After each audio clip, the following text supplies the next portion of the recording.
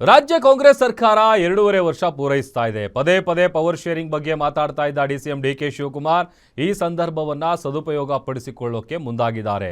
ಇದೇ ಅವಧಿಯಲ್ಲಿ ಸಿಎಂ ಆಗಲೇಬೇಕು ಎಂಬ ಹಠಕ್ಕೆ ಬಿದ್ದಿರೋ ಡಿಕೆ ದೆಹಲಿಯಲ್ಲಿ ಬೀಡು ಬಿಟ್ಟು ತಮ್ಮದೇ ಆದ ತಂತ್ರ ಹುಡುತಿದ್ದಾರೆ. ಇದರ ಮಧ್ಯೆ ಹೈಕಮಾಂಡ್ ತೀರ್ಮಾನ ಮಾಡಿದ್ರೆ ನಾನೇ ಸಿಎಂ ಅಂತ ಸಿದ್ದರಾಮಯ್ಯ ಹೇಳಿದ್ದು ಹಲವು ಕುತೂಹಲಗಳಿಗೆ ಕಾರಣವಾಗಿದೆ.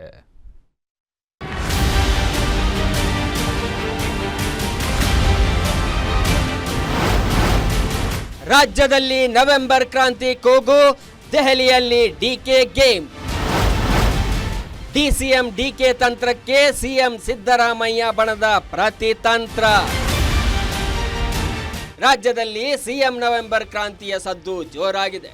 ಸಿಎಂ ಸಿದ್ದರಾಮಯ್ಯ ಪುತ್ರ ಯತೀಂದ್ರ ಸಿದ್ದರಾಮಯ್ಯ ನೀಡಿದ ಆ ಒಂದು ಹೇಳಿಕೆ ರಾಜ್ಯ ರಾಜಕೀಯದಲ್ಲಿ ಭಾರೀ ಸಂಚಲನಕ್ಕೆ ಕಾರಣವಾಗಿತ್ತು. ಸಿಎಂ ಸಿದ್ದರಾಮಯ್ಯ ರಾಜಕೀಯ ಕೊನೆಗಾಲದಲ್ಲಿದ್ದಾರೆ. ಸಿದ್ದರಾಮಯ್ಯ ಉತ್ತರಾಧಿಕಾರಿ ಸತೀಶ್ ಜಾರಕಿಹೊಳಿ ಎನ್ನುತ್ತಿದ್ದಂತೆ ಡಿಸಿಎಂ ಡಿಕೆಶಿ ಕಣ್ಣು ಕೆಂಪಗಾಗಿತ್ತು.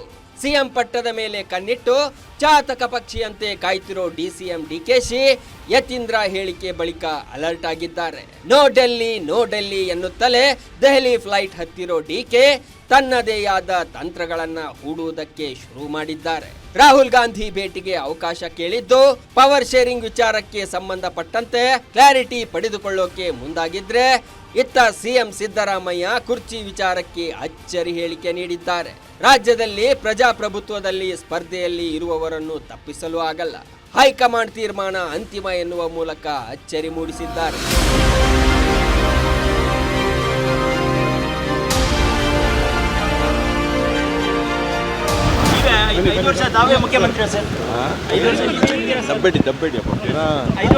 ಹೈಕಮಾಂಡ್ ತೀರ್ಮಾನ ಮಾಡಿದ್ರೆ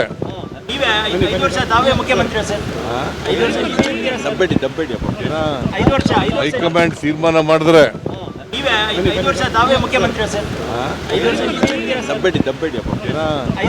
ಹೈಕಮಾಂಡ್ ತೀರ್ಮಾನ ಮಾಡಿದ್ರೆ ರಾಜ್ಯದಲ್ಲಿ ಸಿಎಂ ಕುರ್ಚಿ ಮೇಲೆ ಕಣ್ಣಿಟ್ಟು ಪದೇ ಪದೇ ಡಿಕೆ ಶಿವಕುಮಾರ್ ದಾಳ ಉರುಳಿಸುತ್ತಲೇ ಇದ್ದಾರೆ. ಇತ್ತ ಸಿಎಂ ತಮ್ಮ ಕುರ್ಚಿ ಉಳಿಸಿಕೊಳ್ಳಲು ತಂತ್ರಗಳನ್ನು ಹೂಡುತ್ತಲೇ ಇದ್ದಾರೆ. ಇದರ ನಡುವೆ ಡಿಸಿಎಂ ಡಿಕೆ ಶಿವಕುಮಾರ್ ಮತ್ತು ಸಿಎಂ ಸಿದ್ದರಾಮಯ್ಯ ನವೆಂಬರ್ನಲ್ಲಿ ಹೈಕಮಾಂಡ್ ಭೇಟಿಗೆ ಅವಕಾಶ ಕೇಳಿದ್ದಾರೆ. ಹೀಗಾಗಿ ರಾಜ್ಯದಲ್ಲಿ ಸಿಎಂ ಬದಲಾವಣೆಯ ವಿಚಾರ ಮಹತ್ವ ಪಡೆದುಕೊಂಡಿದ್ದು, ಒಂದು ವೇಳೆ ರಾಜಕೀಯ ಬದಲಾವಣೆಯಾಗುತ್ತಾ ಅನ್ನೋ ಕುತೂಹಲವೂ ಹೆಚ್ಚಾಗಿದೆ. ಹೀಗಾಗಿ ಅನಿವಾರ್ಯ ಪರಿಸ್ಥಿತಿಯಲ್ಲಿ ಸಿಎಂ ಸಿದ್ದರಾಮಯ್ಯ ಕುರ್ಚಿ ತ್ಯಾಗಕ್ಕೆ ಮುಂದಾದ್ರೆ ದಲಿತ ಸಿಎಂ ಕೂಗು ಕೇಳಿ ಬರುತ್ತಿದೆ. ಸತೀಶ್ ಜಾರಕಿಹೊಳಿ, ಜಿ ಪರಮೇಶ್ವರ್ ಹಾಗೂ ಹಿರಿಯ ಸಚಿವ ಕೆಎಚ್ ಮುನಿಯಪ್ಪ ಹೆಸರು ಮುನ್ನೆಲೆಗೆ ಕೇಳಿ ಬರುತ್ತಿದೆ. ಆದರೆ ಸದ್ಯಕ್ಕೆ ಸಿಎಂ ಸಿದ್ದರಾಮಯ್ಯ ಸಚಿವ ಸಂಪುಟ ರಚನೆ ಮಾಡಿ ಸೇಫ್ ಆಗ್ತಾರಾ ಎನ್ನುವ ಮಾತುಗಳು ಕೇಳಿ ಬರ್ತಿವೆ. ಏಕನಾಥ್ ಒಬ್ಬರೇ ಪವರ್, ಒಬ್ಬರೇ ಇಬ್ಬರು ಆಗ್ಲಿಕ್ಕಾಗಲ್ಲ, ಒಬ್ಬರೇ ಆಗ್ತಾರೆ. ಮತ್ತೊಬ್ಬರು ಎಲ್ಲಿ ಎರಡೆರಡು ಹೇಳ್ತಾರೆ, ಅವ್ರವ್ರೆ ಒಬ್ಬರೇ ಇದಾರವರು, ಆ ರೀತಿ ಆಗೋಲ್ಲ.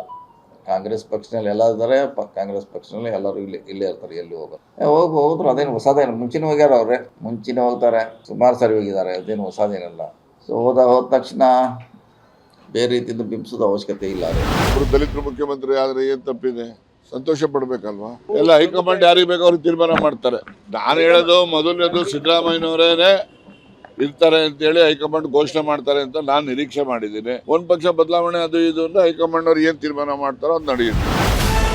ಸಿಎಂ ಸಿದ್ದರಾಮಯ್ಯ ಮತ್ತು ಡಿಸಿಎಂ ಡಿಕೆಶಿ ನಡುವಿನ ಪಟ್ಟದ ಫೈಟ್ಗೆ ದಲಿತ ನಾಯಕರು ಕೂಡ ಇದೀಗ ಎಂಟ್ರಿ ಕೊಟ್ಟಿದ್ದಾರೆ. ಇದು ಡಿಸಿಎಂ ಡಿಕೆ ಶಿವಕುಮಾರ್ ಅಸಮಾಧಾನಕ್ಕೆ ಕಾರಣವಾಗಿದ್ದು, ಹೈಕಮಾಂಡ್ ಮೂಲಕ ಎಲ್ಲವನ್ನೂ ನಿಯಂತ್ರಣಕ್ಕೆ ತಂದು ಪಟ್ಟಕ್ಕೇರುವ ಕನಸು ಡಿಕೆ ಶಿವಕುಮಾರ್ ಕಾಣ್ತಿದ್ದಾರೆ. ಆದ್ರೆ ಸಿಎಂ ಸಿದ್ದರಾಮಯ್ಯರನ್ನ ಚೇಂಜ್ ಮಾಡಿದ್ರೆ ಮುಂದಾಗುವ ಪರಿಣಾಮಗಳ